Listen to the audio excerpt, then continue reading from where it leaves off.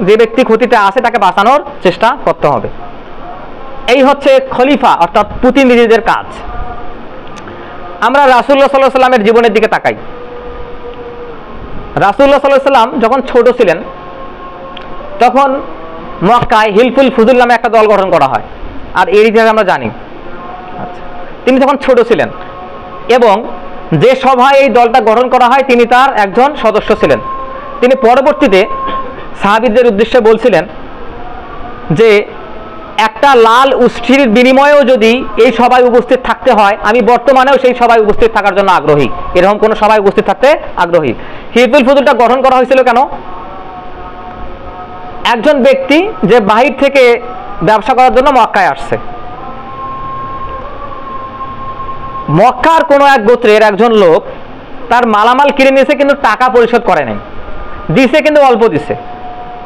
তখন লোকটা, যে লোক তার মূল্য পরিশোধ করে নাই, সেই লোকের যে বংশের শাখাগুলো ছিল তাদের কাছে গেছে, গিয়ে বলছে যে আমার টাকাটা উদ্ধার করে দেন, আমি তো মুসাফির মানুষ, ব্যবসা করার জন্য আসছি, আমি তো বিপদে পড়ছি। তখন তার গোত্রের লোকেরাও কিছু অ্যান্সার করলো না, সাহায্য করলো না। তখন কুরাইশ বংশের লোকেরা আবার মানুষদেরকে সাহায্য করতে খুব আগ্রহী। তারা যদিও জাহেলি যুগে আছে, যদিও প্রচন্ড বদ অভ্যাস ওদের আছে, যেমন মদ, গাঁজা, জুয়া, জেনা, বেবিচার, এগুলোর ক্ষেত্রে তারা সেরা, কিন্তু মানুষের উপকারের বেলায় সবার আগে এরা। তখন কুরাইশ বংশের কিছু নেতা খাতে একসঙ্গে হয়ে বললো, না, এটা তো সুরাহা করতে হবে। তখন বললো যে এখন থেকে যদি মক্কার উপকণ্ঠে এসে কেউ বিপদে নিপতিত হয় আমরা তাদেরকে সাহায্য করব। এই উদ্দেশ্যে হিলফুল ফুজুল গঠন। রাসূলুল্লাহ সাল্লাল্লাহু আলাইহি ওয়াসাল্লাম সেখানে একজন সদস্য ছিলেন। এরপর রাসূলুল্লাহ সাল্লাল্লাহু আলাইহি ওয়াসাল্লাম তার সঙ্গীদের নিয়ে উমরা করতে আসতেছেন। মক্কার কুরাইশরা তারা উমরা করতে দিবে না, যেহেতু ওসমান রাদিয়াল্লাহু আনহু ধনী মানুষ, সবার উপরে তার একটা প্রভাব আছে, তাকে পাঠানো হলো যে আপনি গিয়ে বলেন যেন তারা আমাদের অনুমতি দেয়। ওসমান রাদিয়াল্লাহু আনহু গেলেন।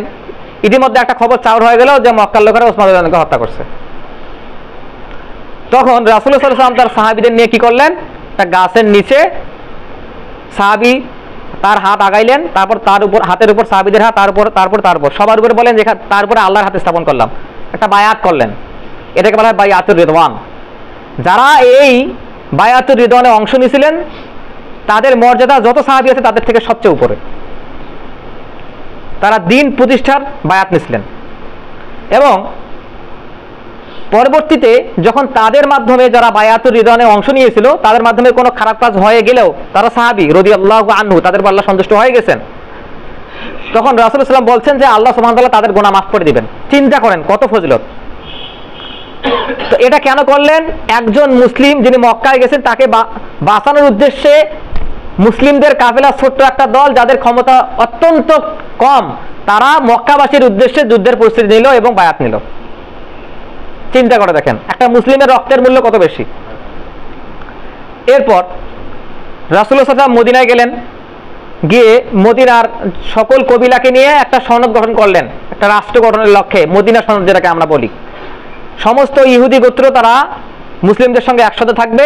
যদি কেউ এই গোত্রগুলোর মধ্যে কোনো গোত্রকে আক্রমণ করে সবাই মিলে তা প্রতিহত করবে, এবং যদি এই গোত্রগুলোর মধ্যে কোনো গোত্র শত্রুর সঙ্গে মিলিত হয় সমস্ত গোত্র সেই গোত্রকে আক্রমণ করবে। এই হচ্ছে মদিনা সনদ। তো এই রাষ্ট্র গঠনের পর মক্কার লোকেরা যেদিক দিয়ে বাণিজ্য করতে যাইতো, শামে কিংবা ইয়েমেনে, সেই রাস্তাটা ছিল মদিনার কাছ দিয়ে। তো যখন একটা রাষ্ট্র গঠনের পূর্ব কর্মসূচি চলতেছে, তখন মক্কার লোকেরা যখন ব্যবসার উদ্দেশ্যে মদিনার পাশ দিয়ে শাম কিংবা সিরিয়া যেতে চেষ্টা করতো, তখন এই মুসলিম সাহাবীরা গিয়ে তাদের রাস্তা বন্ধ করে দিতেন। সাহাবীরা মক্কার কাফেরদেরকে মুসলিমদের রাস্তা ব্যবহার করতে দিবেন না। কেন? একমাত্র ব্যাপার হচ্ছে যে এই অর্থনৈতিক শক্তির উপরে মক্কা নির্ভরশীল, এই অর্থনীতির রাস্তাটা বন্ধ করে দিতে হবে। এরপর এই আক্রমণগুলোর প্রতিহত করার লক্ষ্যে পরবর্তীতে বদর যুদ্ধ, উহুদ, খন্দক, এগুলো এই উদ্দেশ্যে হয়েছে। এরপর তিনি বিশেষ কিছু কিছু চুক্তি করছিলেন। চুক্তি ভঙ্গকারী ইসলামে একটা কাবিরা গুনাহ, যে ব্যক্তি চুক্তি ভঙ্গ করবে।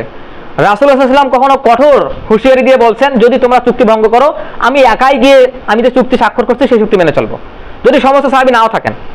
যেমন হুদাইবিয়ার সন্ধি, সকল সাহাবী, আবু বকর, ওমর সবাই হিতবহ বল, কিভাবে কিভাবে হুদায়বিয়া সন্ধি স্বাক্ষরিত হতে পারে? সকল অধিকার তো রাসূলুল্লাহ সাল্লাল্লাহু আলাইহি ওয়াসাল্লাম মক্কাবাসীকে দিয়ে দিলেন। আমাদের উমরা করতেও দিবে না, আমাদের যারা মুসলিম হবে মক্কা থেকে মদিনায় যাইতেও দিবে না। হ্যাঁ, আমরা এই 10 বছর কিছু করতে পারবো না, সবাই হতবিহ্বল। তখন রাসূলুল্লাহ সাল্লাল্লাহু আলাইহি ওয়াসাল্লাম এই চুক্তির কথা তাদেরকে মনে করিয়ে দিলেন। তো একটা মুসলিম দেশে যে বিধর্মীরা থাকবে তাদেরকে জিম্মি বলা হয়। কি বলা হয়? জিম্মি। এই জিম্মিরা যে মুসলিম দেশে বসবাস করবে, আমরা মূল আলোচনার দিকে যাচ্ছি ইনশাআল্লাহ তাআলা। সেই দেশে বসবাস করার জন্য, সেই দেশে তাদের ধর্মের নিরাপত্তার জন্য তাদেরকে কর দিতে হবে মুসলিম সরকারের কাছে, সেটাকে বলা হয় জিজিয়া কর। যদি মুসলিম সরকার সেটা মাফ করে দেয় তাহলে মাফ, না হলে কর দিতেই হবে তাদের নিরাপত্তার স্বার্থে। যদি কোনো জিম্মি কিংবা সাধারণ লোক কোনো রাষ্ট্রদ্রোহী অপরাধ করে থাকে, আচ্ছা, একটা দেশে শরিয়া আইন প্রতিষ্ঠিত আছে, সেখানে রাষ্ট্রদ্রোহী অপরাধ কি? সেখানে রাষ্ট্রদ্রোহী অপরাধ হচ্ছে ইরতিদাদ, মানে মুরতাদ হয়ে যাওয়া। কোনো একজন মুসলিম তার ধর্ম ত্যাগ করছে, সে মুরতাদ হয়ে গেছে। আচ্ছা, ইসলাম প্রতিষ্ঠিত একটা দেশে কেউ মুরতাদ হয়ে গেছে, তার শাস্তি কি? মৃত্যুদণ্ড। কেন? সে আল্লাহর প্রকাশ্য দ্বীনের বিরোধিতা করছে, একটা রাষ্ট্রের যে রাষ্ট্রীয় নীতি আছে তার বিপক্ষে সে দ্রোহ করছে, বিদ্রোহ করছে, রাষ্ট্রদ্রোহী। এই জন্য একটা মুসলিম দেশে যারা ধর্ম ত্যাগ করবে তাদের শাস্তি হচ্ছে মৃত্যুদণ্ড। এটাকে বলা হয় মুরতাদ। যারা দিনদিক আল্লাহকে বিশ্বাস করে অস্বীকার করবে তাদেরকে হত্যা করা হবে। যারা শাতিম, রাসূলুল্লাহ সাল্লাল্লাহু আলাইহি ওয়াসাল্লামের অবমাননা করবে, তাকে গালি দেবে, তাদেরকে মৃত্যুদণ্ড দেওয়া হবে।